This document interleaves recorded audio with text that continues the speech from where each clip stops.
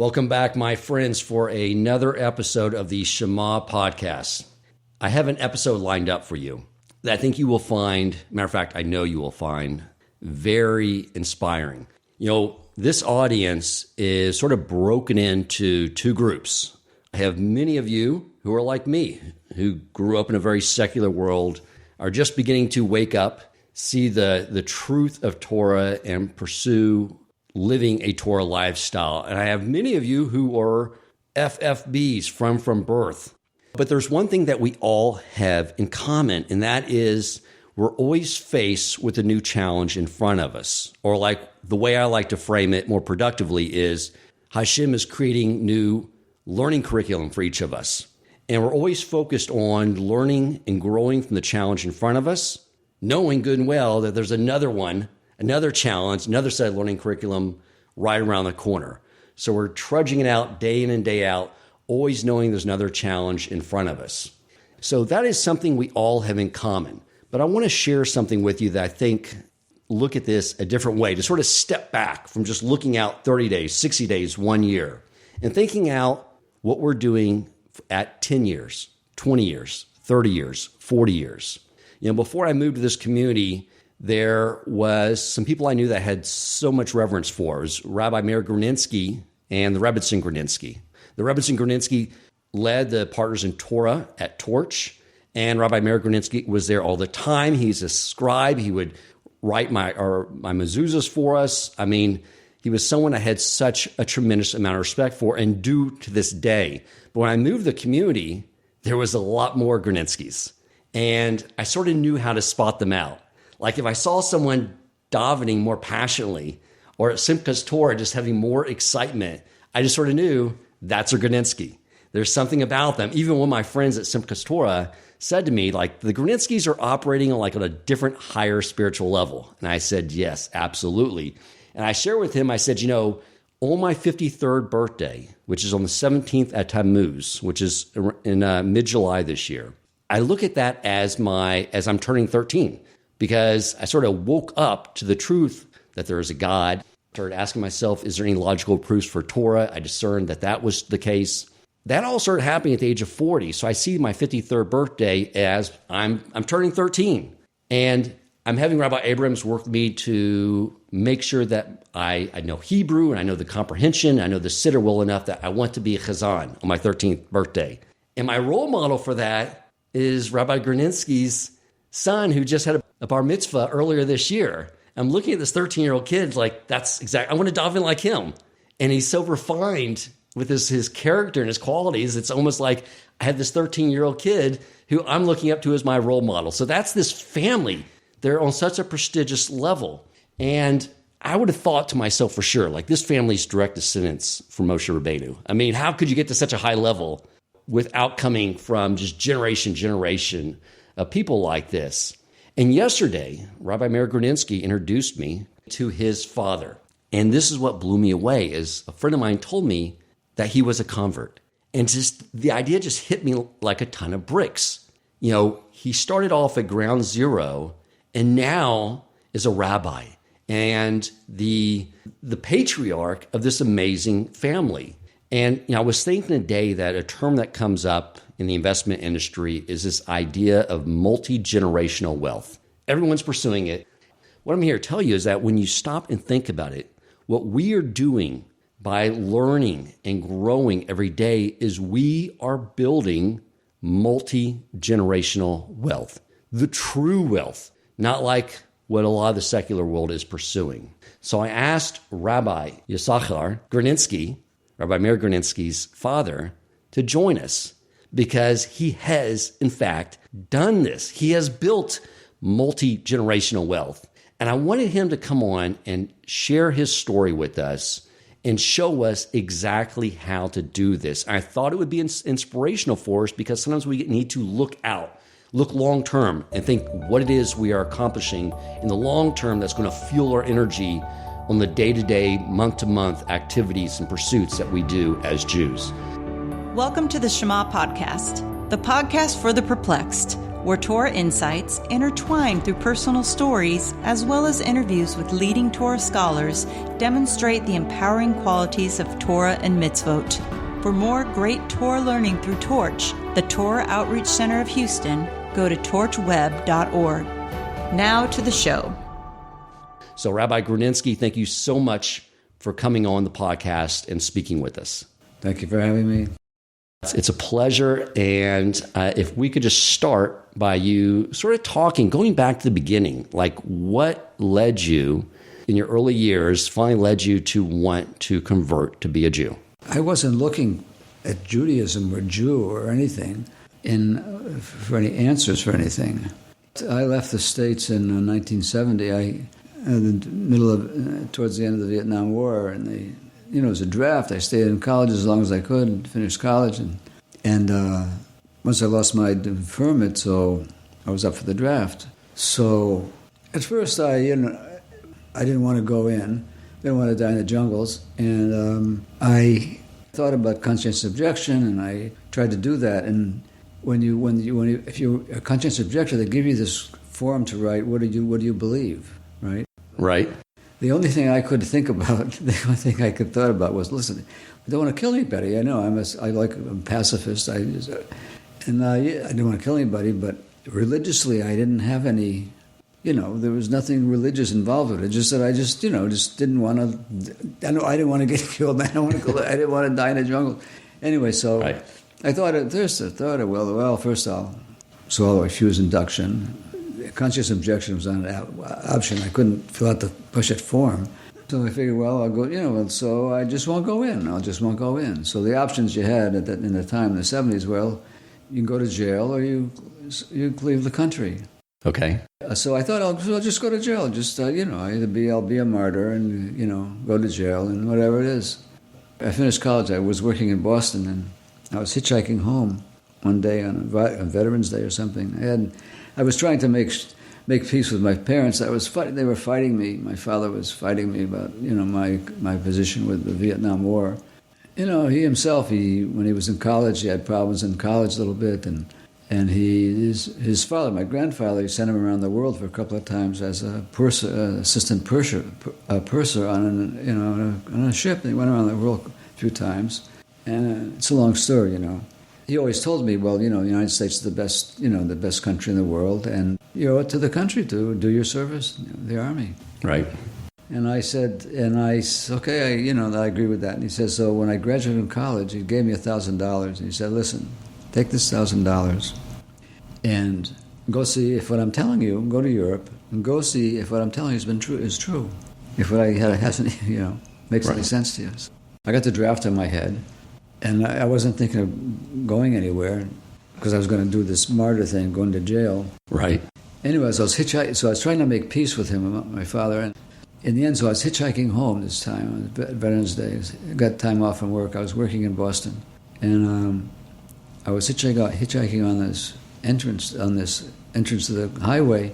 I walked down on the entrance, and the state police came by. The state says, "Listen, you can't hitchhike on the entrance. You have to go up to the top at the top of the road there and hitchhike there because people don't stop on the road going into the highway." So right. So I said okay. So I started to walk back. I had my sign, where I was going, and a car stops to me. He says, "Hey, you want to go? Need a ride?" So I said, "Yeah, I need a ride." I wasn't hitchhiking. I was just walking back, but they saw that I was obviously trying to hitchhike. So the police hadn't left yet. He saw me start to jump into a car. Right. Comes over, throws my hands up on the thing on the police car. You know what I mean? Searches me. You're not. I told you not to hitchhike. I said I wasn't hitchhiking. I was just I walked out. The guys stopped. I wasn't hitchhiking. Anyway, he says okay. He arrested me, put me in jail for the night. I said, listen to myself. I'm looking at the minimum punishment for refusing induction. It's 2 years. I said, I don't know if I can do this for 2 years. Right. One night was enough. One night was enough.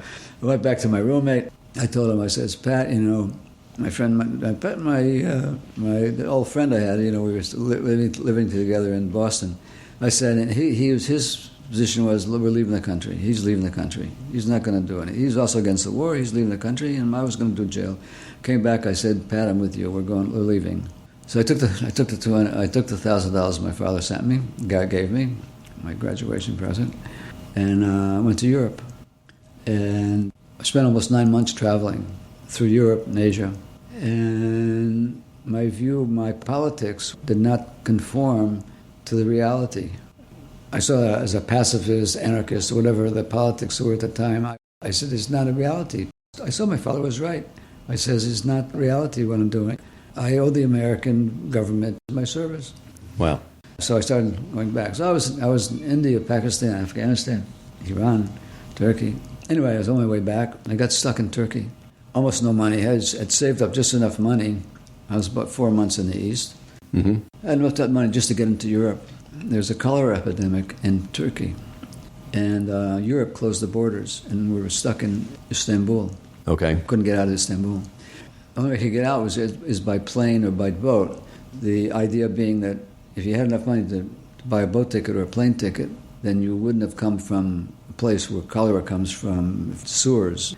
We had enough money for the flight. It was like $35 for the flight to get out. And the two cheapest flights were to Munich or to Tel Aviv. So it was already November. If I went to Munich, they were building the Olympic Games at that time in 1970. And with all $15, having traveled through Europe, $15, you have to eat and sleep, find a job, wait to get paid. I said it wasn't really a reality because we were used to sleeping outside. So the other option was Israel. Israel was, part of the political thing. The, military-industrial complex was. They were like a big player in that. And I said, I didn't really politically. I wasn't really looking towards it. But I heard about they have the kibbutzim, and I heard there's work. There's work in Israel. So I figured, look, I'll go south, and I could probably sleep outside. And there's work down there a lot. And there's always kibbutzim where you just, you work, you don't make any money. I had planned to go back to the States. We did Europe, Asia, and then we're gonna do Africa, and then jump over to South America, work up South America, and go back to the States. And I was going to turn myself in, to the army. I was only about 25 years old. We're in this hostel in the old city of Istanbul. Everybody we're all stuck. We can't get into Europe. Everybody's trying to get into Europe. Nobody has any money.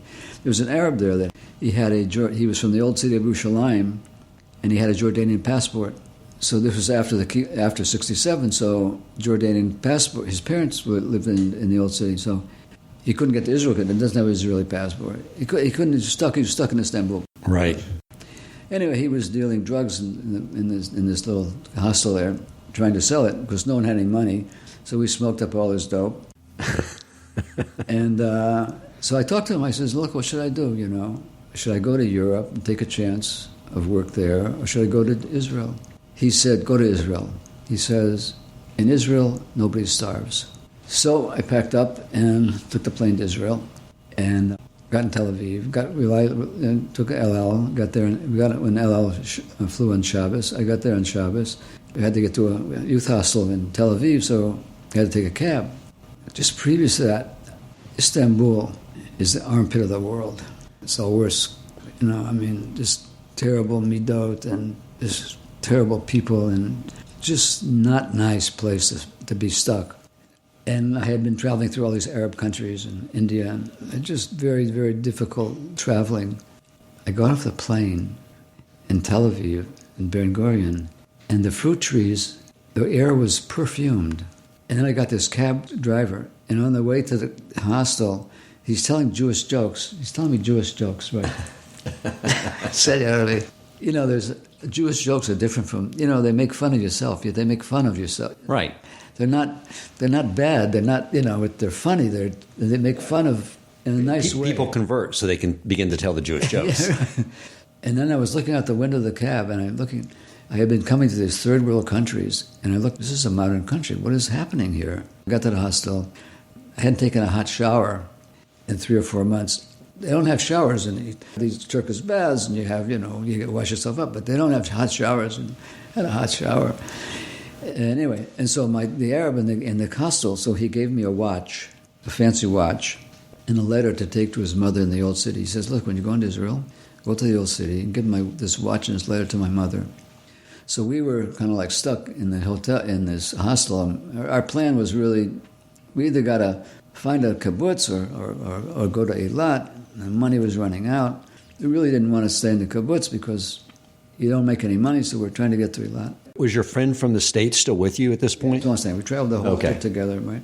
He eventually joined the Army and ended up as an officer, he's retired in the American Army, Anyway, I'm still in contact with him. Anyway, so I had the watch and the letter. I had to go to the old city. So my friend and I went to the old city.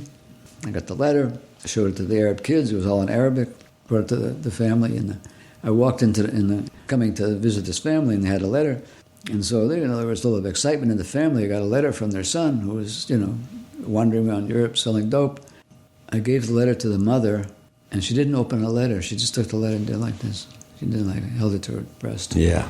And she read the letter and then gave her the watch. And that was it. So I I took care of that. In the meantime, we were stuck in a Arab hotel in the old city.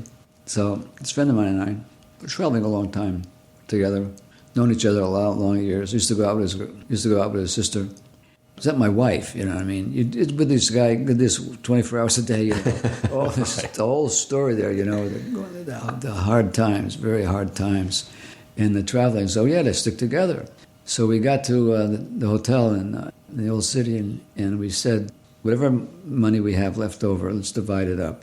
He said, I'll find a kibbutz, and you do what you want to do, and we'll be in touch afterwards. But let's take a break, because it was really the end of the trip, really. Yeah.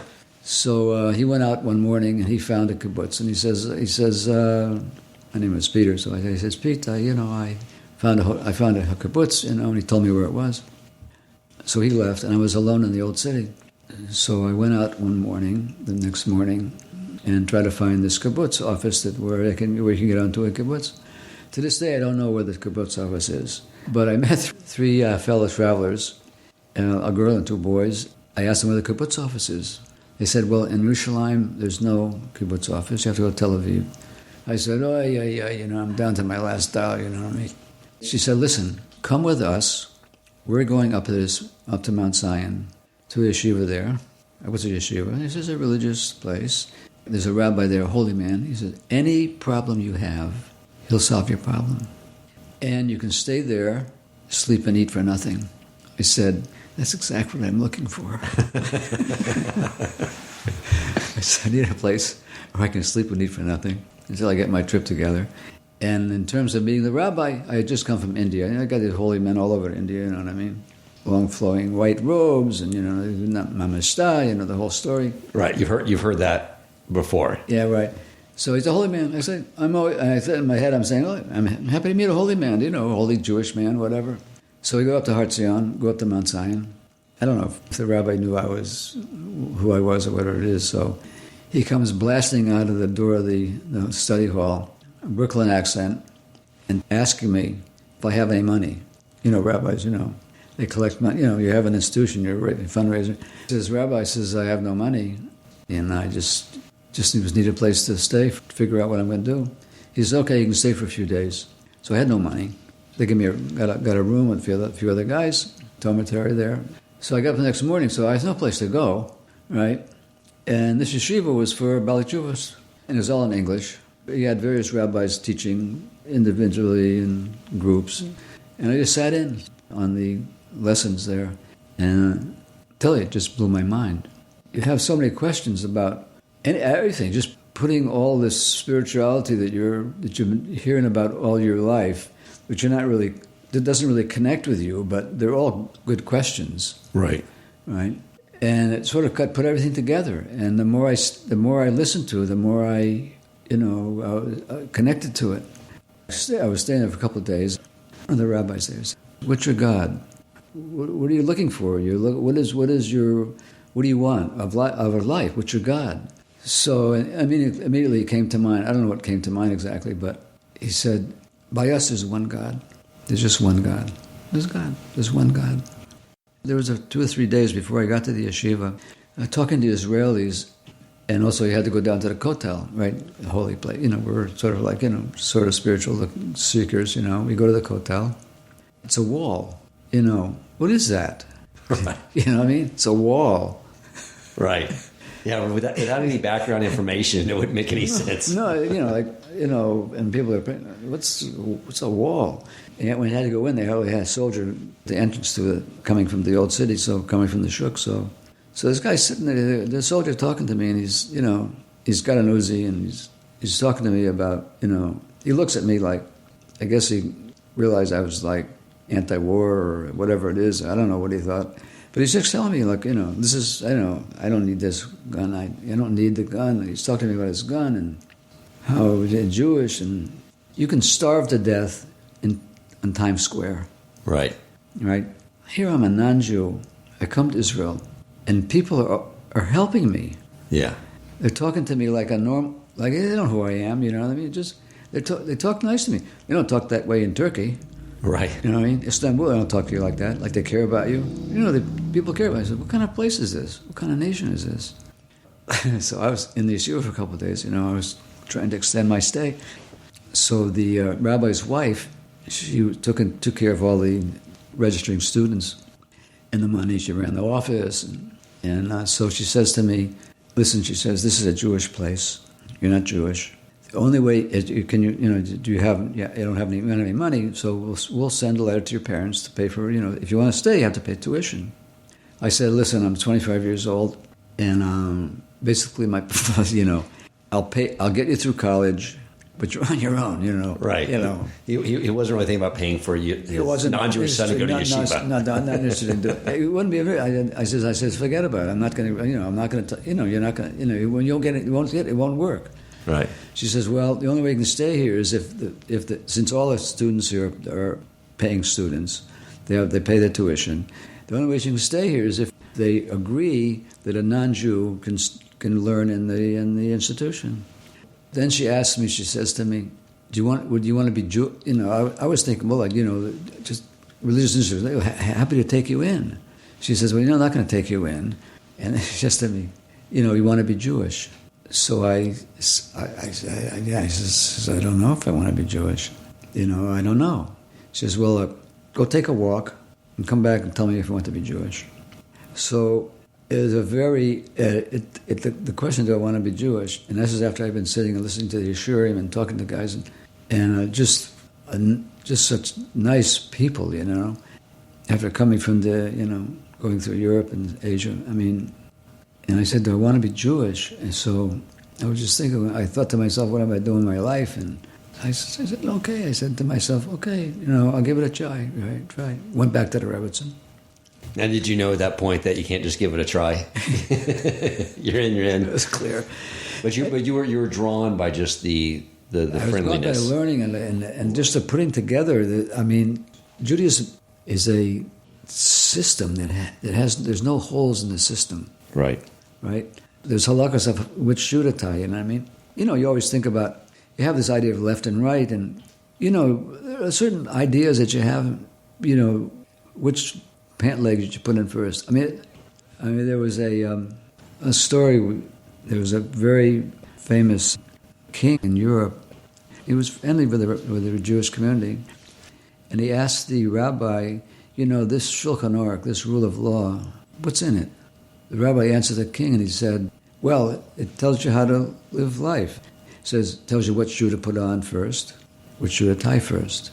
And the king answered him, he says, that's Chachma, that's wisdom.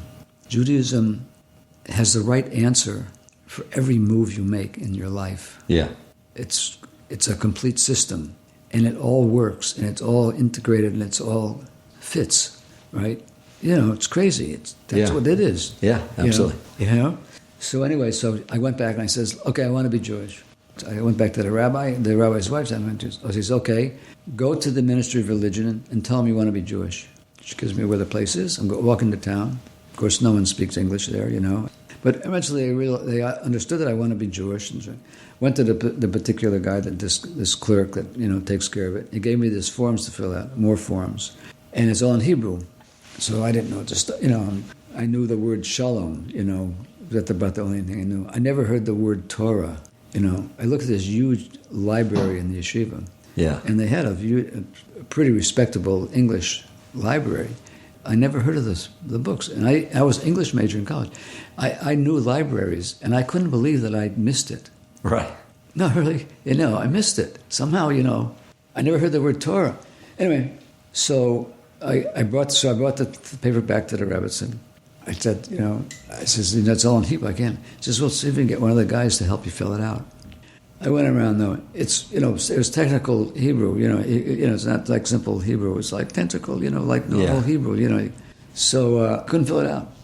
So, okay, I couldn't fill out the form. And my only last chance was to talk to the rabbi. The rabbi said to the rabbi to get to annul the decree that I got to leave. So he says to me, no, he says, you got to leave. He says, listen, Rabbi, I got hands. I'll work. Whatever you want me to do, I'll do. Wait, back up. What I thought they were good with you converting. Yeah, but I had to fill out the form. And nobody would help you fill out the form. Nobody filled out the form, and he filled out the form. So, and I was like, stuck. So I couldn't do that step. So anyways, the rabbi's trying to throw me out. He saw me. He said, you got to leave. I says, Rabbi, I got hands. I can work. Whatever you want, I'll do anything. He says, no. He says, go to the kibbutz and think about it a little bit more. That's the rule in Judaism, right? You don't take them right away. I met a few friends, and I had no money, but basically I just had, a couple of dollars left. I had sold my blood in Hadassah for $5, and I didn't, they gave enough money, so it was enough money to get to Tel Aviv. They told me where the office is. Went to the office, the kibbutz office in Tel Aviv, and so the woman there, she's telling me, you want to go? You got a lot of kibbutzim. You have up the north, you got the south, east, west, where you want to go, the desert, mountains, up in the north where it rains a lot. You have a lot of places, hard up in the north. So it was already winter. So I understood, I heard that the work is agricultural work. I told her, I said, I want to go to one of the kibbutz up north where it rains a lot. What was I thinking? Right. If it rains, it's agriculture, it's outside. They can't work in the rain. Right. Okay. I said, that's perfect for me, right? That's very strategic. Yeah. Well, it rains a lot. So anyway, I got this kibbutz up north. I took the bus, got to the kibbutz. I had 5 agarot in my pocket and a telephone token. I stayed in the kibbutz about a year. A couple of kibbutzim. I worked in a couple of kibbutzim. I read everything I could on Judaism. Everything I could. If the author was Jewish, I'd read this book. Wow. Nothing else. Right? I got just reading Jewish. Had to figure out what Zionism is. What is Zionism? I couldn't figure out what never heard of Zionism. Right. And then I decided about halfway through this first kibbutz, they didn't have an ulpan, so I registered for an ulpan to learn Hebrew. I went to change it in the kibbutz. So I had figured I'd get the language down. It was a big stumbling block for me. So I went to an ulpan. During the time I was on this ulpan where they teach Hebrew, had a bunch of Americans and learning Hebrew. Somehow I got in there. I don't know how I got in there. The guy that lent me the money, so I was writing him, what I was doing and how I'm still interested in coming to the yeshiva. One of the tiyulim we went on to, I came to Yerushalayim. I left the group and I went up to the yeshiva. I talked to my friend. I want to come back. I want to come back to the yeshiva. I want to learn. And on the kibbutz, I got the forms filled out. Right. And I registered in Tel Aviv to convert. So I was serious about that. Got that part. At the end of the kibbutz, it was like 6 months or 3 months, or I forget what it was.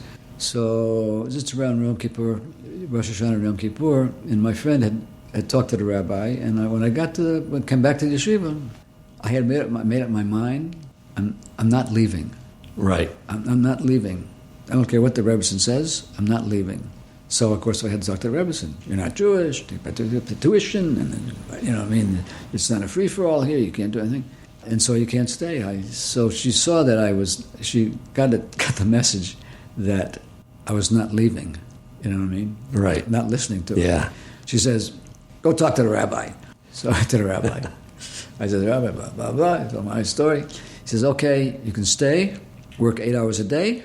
After do the 8 hours, before, after, whatever it is, when you're not working, you can go to classes and whatever, do what you want to do. Okay? So I got in. And I cleaned the basement, and I said it was like, I took care of the dormitories, cleaned dishes, I did the shopping.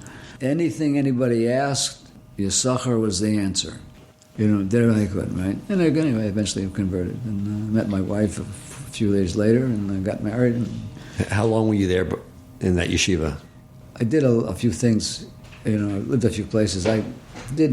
Was on Mount Zion for about 15 years. Got married, got my Hebrew together, learned shchita, kosher slaughtering. I learned sofrut, writing. I learned circumcision.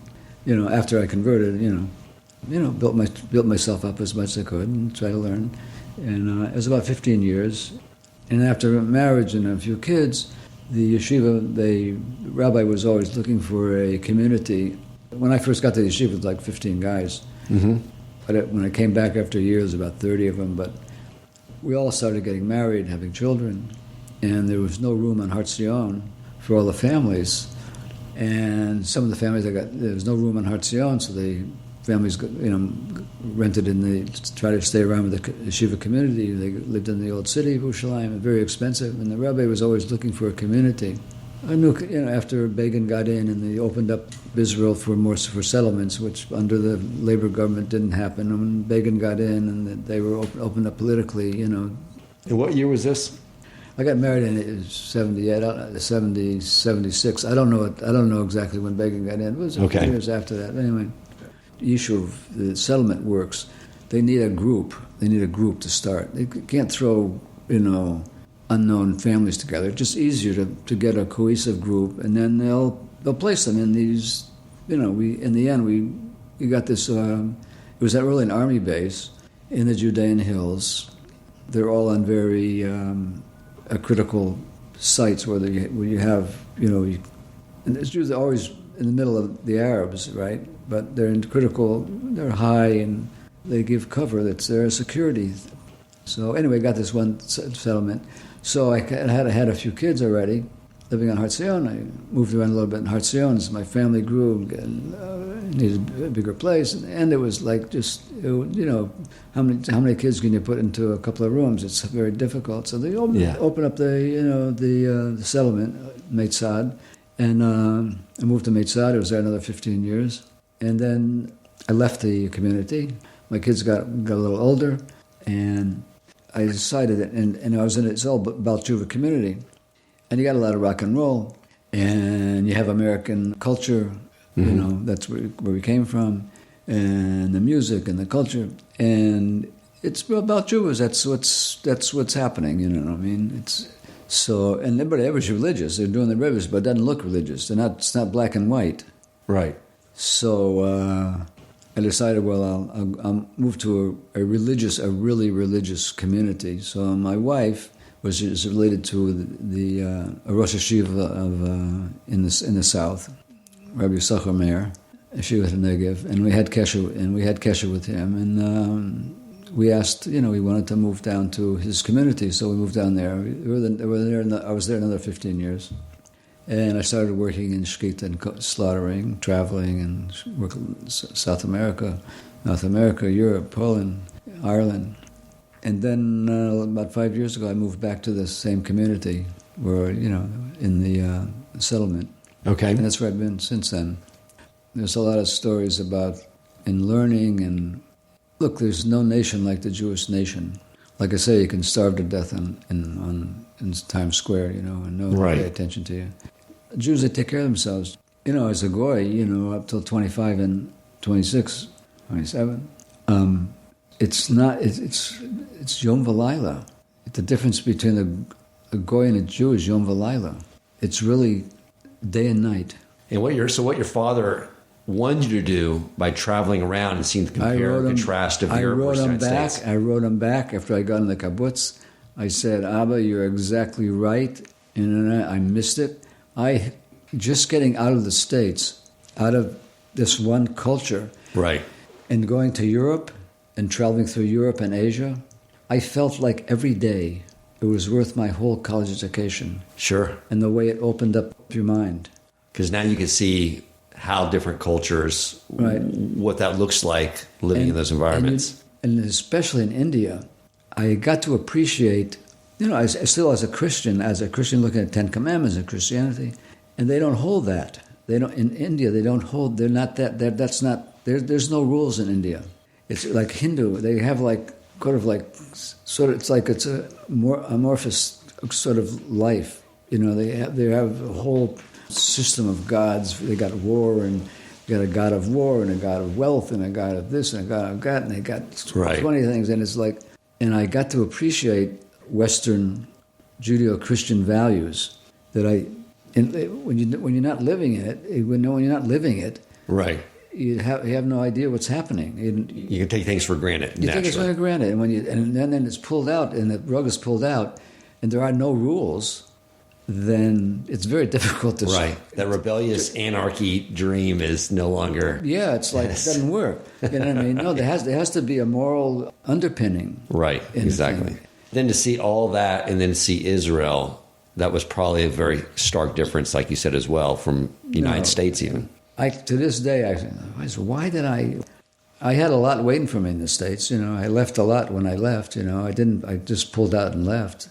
You know, my family there, I lived friends and girlfriends and, you know, guys, and, you know, whatever is, you know, a whole life and opportunity. And then I got to Israel and I gave it, I just stopped. I just finished. That was it. I just, you know, I wrote my parents and said, I'm staying. This is where I'm staying. My mother says, you know, come home. My father said, listen, you know, got myself together. He said, look, stay in Israel, get citizenship. You're Jewish, whatever it is, you know, you're happy, I'm happy. Beautiful. Right? There's a lot of stories there, but that's basically it. How many kids and grandkids do you now have? I have 12 children, and Baruch Hashem got them all married, about over 80 grandchildren. Amazing. Wow. So I was saying, that's the multi-generational wealth from... Yeah, I came with it's 5 Aga Road and a telephone token, and that's what I got, and I got you know... Hashem just opened it up, you know what I mean? Right.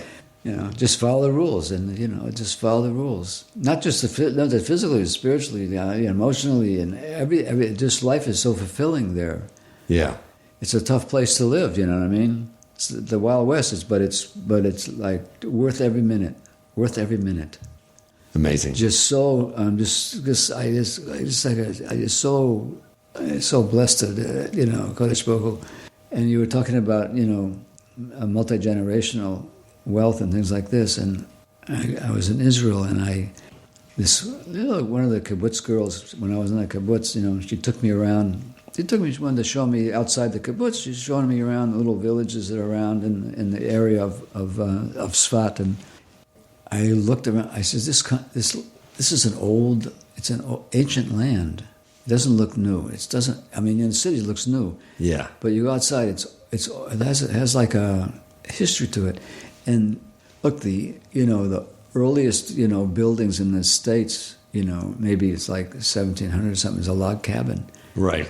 You know, I lived in a place on Har Zion, like the stones on the floor are 1,000 years old, 2,000 years old. You know, the floor tiles, you know what I mean? The walls. Yeah. You know, there's history, unbelievable history. Right. Yeah, I'm sure you get a sense that you become part of that fabric of history. It's a perspective of, you know, in the States you don't get it. You know, you got George Washington, that's about it, you know what I mean? Right, yeah, exactly.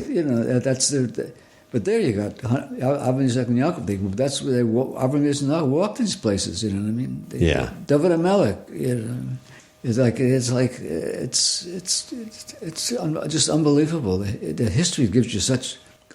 It grounds you, and to be part of the Jewish nation. You know what I mean? You can't. There's nothing. There's nothing like it. Nothing like it. Amazing. I'm so appreciative that you shared that story. And like I said, and like you're saying, you know, I had in my head, I was telling a story about seeing, in the course I said, and you see the Kodesh Baruch Hu, he said, he just picked me up out of the sewer of, I don't want to say bad about, you know, but the sewer of the world, right? And brought me to Eretz Yisrael. He brought me to a Yeshiva, went to Torah, built a family. And on the kibbutz, I made up my mind that when I realized sort of the Hashgacha Pratis, the personal intervention of a Kodesh Baruch Hu, of Shem in your life, that I said, I got to teach my kids this. I have to teach my kids this. And I made it a practice in my family in talking, and I had to make it that God runs the world, and you have any problems, you just call him up, and he'll take care of you, and it doesn't matter. Things are bad. Things are not bad. Things are good, and they're hard. Things are not bad. Right.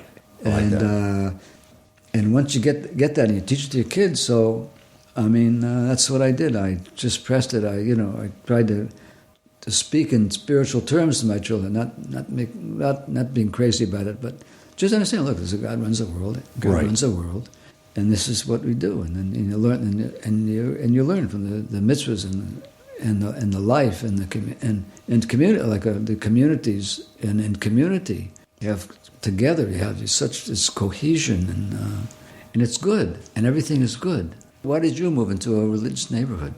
I wanted to live and experience you want to live as a Jew. You have to live it without just fulfill it. You can live with a non-Jew in a non-Jewish neighborhood, but you can't get it. Right, exactly. You don't share the values of the neighbors. You're talking to the wall. Right. Exactly. They know what you're talking about. And your children. What are your children? Who are they talking to? Ours is a belief system that extends into daily actions and behaviors. Everywhere. It just doesn't end with stating a belief system, and that's it. Everywhere. Yeah. Everywhere. It goes everywhere. And you have to live it, that's what I did. I tried to stay, since in Israel, I mean, that's what I do,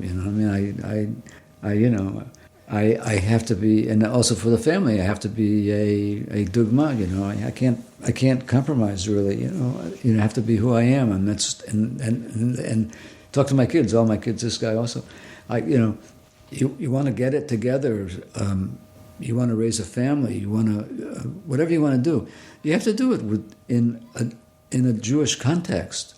You have to do it, and in terms of every aspect of your life, right? You have to live in Israel because it's everywhere. Everybody's Jewish. Yeah, everybody's Jewish.